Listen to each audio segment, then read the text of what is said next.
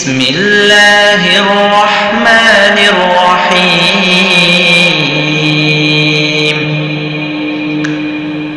لم يكن الذين كفروا من أهل الكتاب والمشركين منفكين حتى تأتيهم البينة رسول من الله يتلو صحفا مطهرة فيها كتب قيمة وما تفرق الذين أوتوا الكتاب إلا من بعد ما جاءتهم البينة وما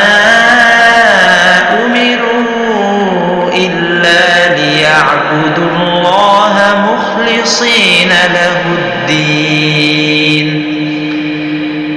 حنفاء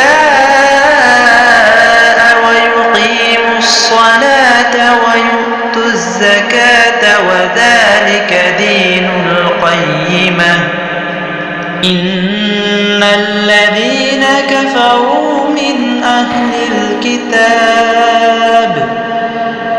من أهل الكتاب والمشركين في نار جهنم خالدين فيها أولئك هم شر البرية إن الذين آمنوا وعملوا الصالحات أولئك هم خير البرية جزاؤهم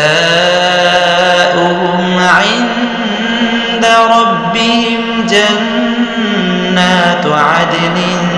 تجري من تحتها